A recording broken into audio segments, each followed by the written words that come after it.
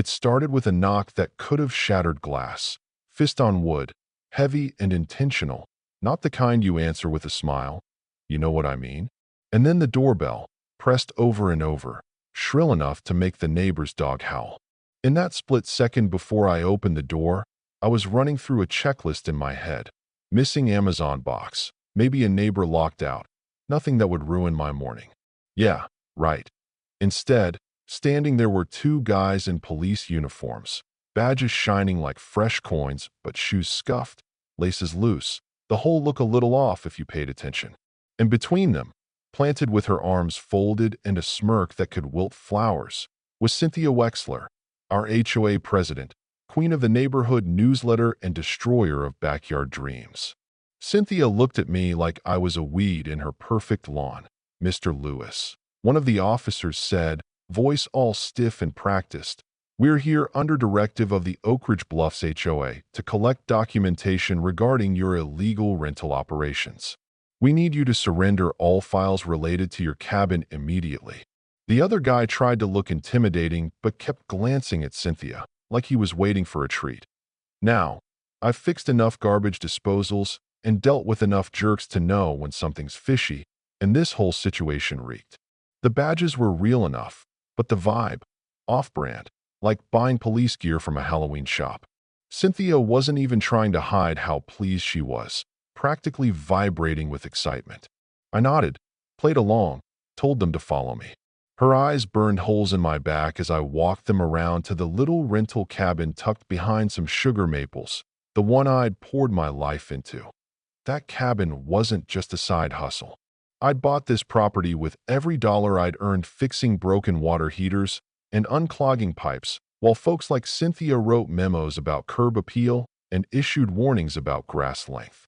And here she was, all but giddy at the chance to tear it down because I wouldn't sell. But her fight, it wasn't about rental bylaws or city codes. The reason I'd never folded, never sold, was buried in a metal filing cabinet inside the cabin.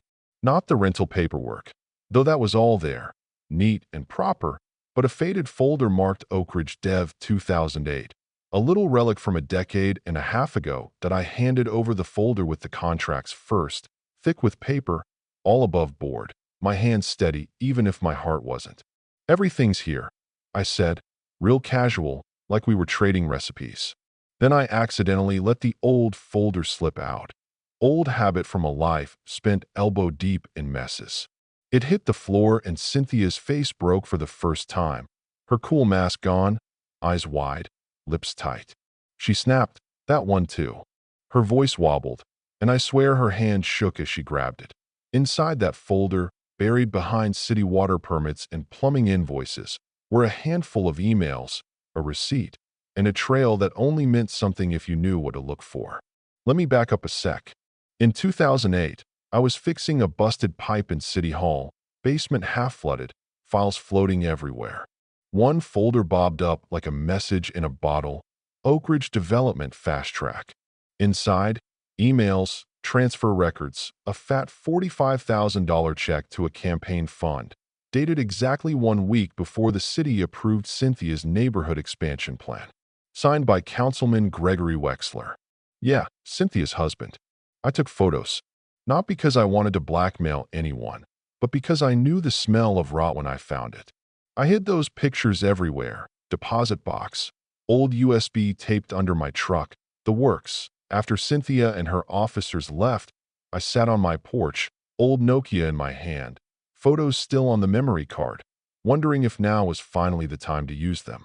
3 days later, a letter showed up, no return address, but I knew it was from Gregory's law firm. "Cease and desist," it said.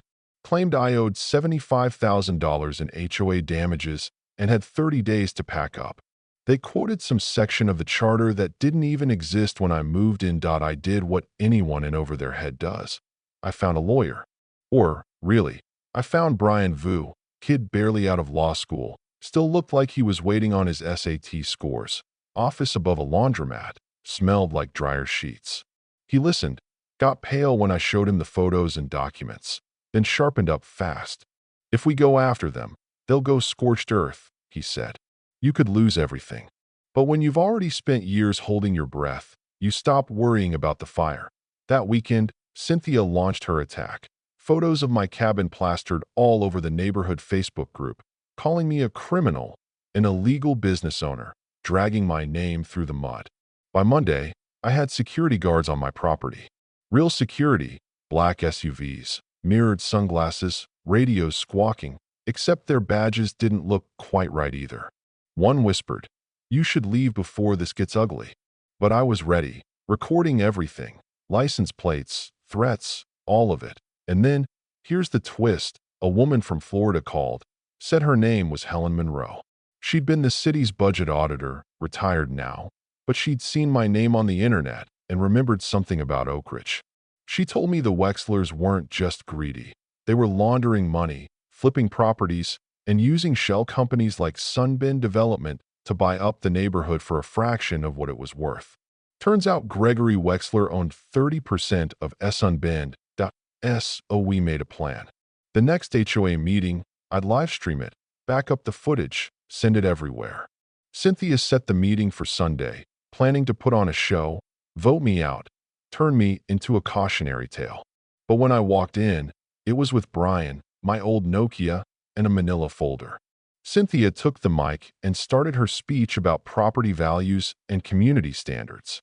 The whole place was tense, neighbors whispering, cell phones out, everyone waiting for the fireworks. That I stood up, cleared my throat, told them the neighborhood deserved to know the truth. Brian queued up the photos, a receipt, time-stamped, $45,000 transferred straight to Gregory Wexler's campaign. The room went dead quiet. Then Helen appeared on the big screen, live from Florida. She admitted she'd kept quiet for too long but said, "This man saved the evidence." She told them Sunbend wasn't just buying homes. They were the neighborhood, built on bribes and funded by our own HOA fees. Cynthia lost control, shouting, waving her arms, denial turning to panic as the crowd pressed in. Then, the door opened. 3 FBI agents. Cool as you please. "Cynthia Wexler, you are under arrest for conspiracy, fraud, racketeering." She froze. The agents cuffed her right there, under the fluorescent lights she'd ruled beneath for a decade. Gregory, the mastermind, was found hiding in Quebec 2 days later.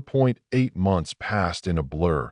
Testimony, courtrooms, reporters on my lawn. Helen got her whistleblower medal. Brian opened his own firm. I got elected HOA president, which, if you want the truth, felt more like punishment than reward. We turned the old cabin into a legal aid center for people like me, folks who'd been railroaded by their own HOA. There's a sign out front now. Truth lives here. Just last week, a letter showed up from Cynthia, now in West Virginia Penitentiary. "Dear Mr. Lewis, I regret how things unfolded. Should circumstances allow, I'd be grateful for a second chance." She even signed it warmly. I framed it and hung it next to the photo of the bribe that started it all. So yeah, sometimes the only thing that stands between you and a world of trouble isn't a badge or a fancy lawyer. It's a plumber with a memory, a camera, and just enough stubborn to outlast the liars. If you've ever tangled with an HOA, corrupt officials, or just people who think they're untouchable, drop your story in the comments. Who's your Cynthia? What does justice look like in your neighborhood? Let's talk. Because sometimes the quiet ones, the ones nobody bets on, are the last ones standing.